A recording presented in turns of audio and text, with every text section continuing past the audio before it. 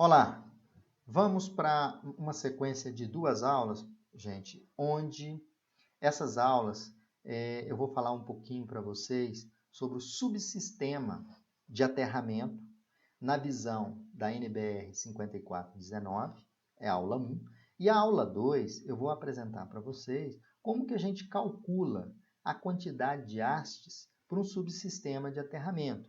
Quantas hastes são necessárias, né? Complementando a aula 1, de forma que vocês podem, né, através da aula 2, na sua residência, fazer mais ou menos um cálculo de quantas hastes são necessárias para uma determinada resistência de aterramento.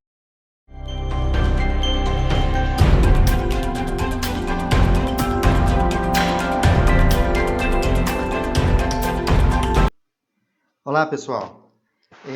Vamos tratar agora, num conjunto de duas aulas, sobre o sistema de aterramento, onde na aula 1 eu vou falar do subsistema de aterramento em conformidade com a NBR 5419, a parte 3 de 2015. Então, nessa aula 1, vou apresentar as exigências estabelecidas para o subsistema de aterramento exigido pela NBR 5419, a parte 3 de 2015.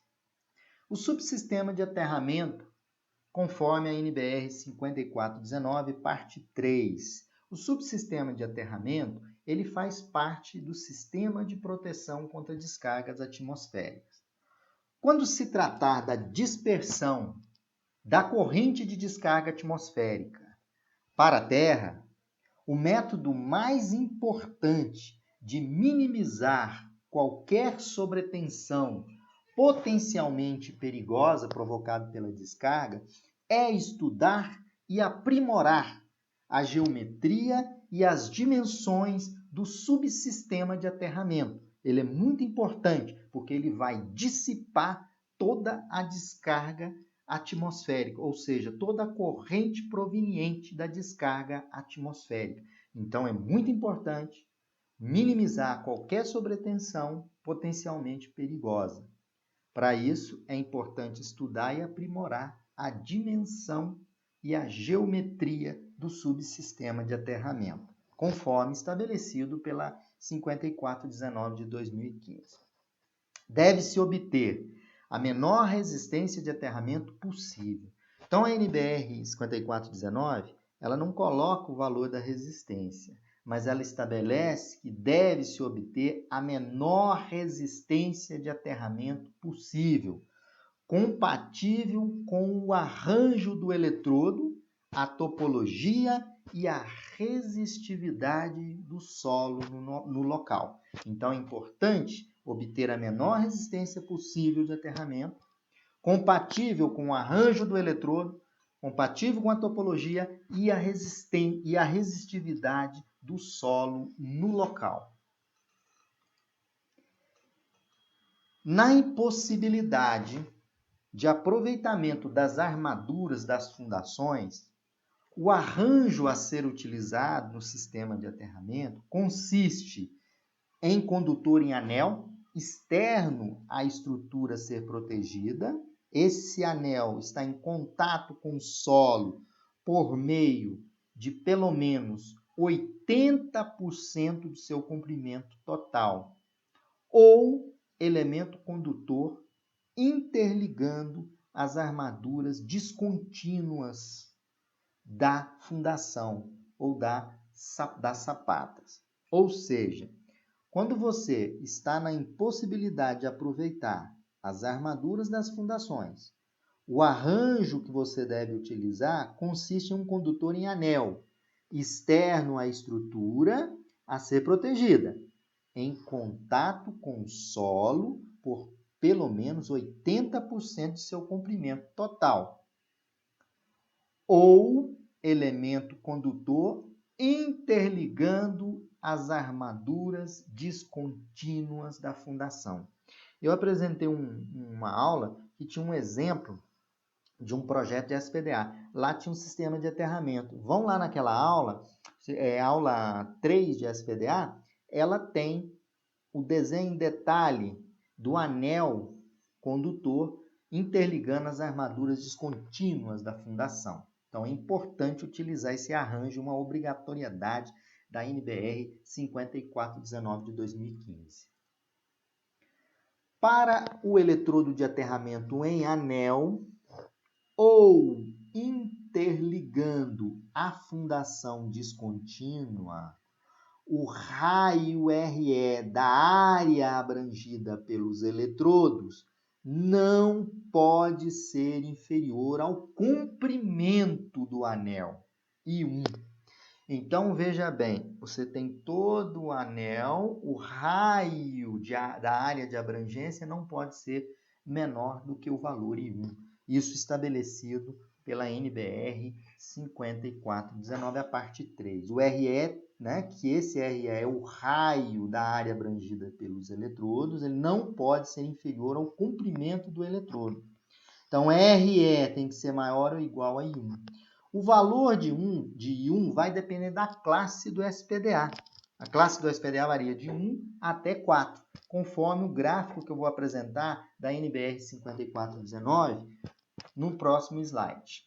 Então, vocês podem observar aqui, onde eu tenho o I1, que é o comprimento do eletrodo enterrado em anel. É o comprimento do eletrodo em anel. Existem algumas observações.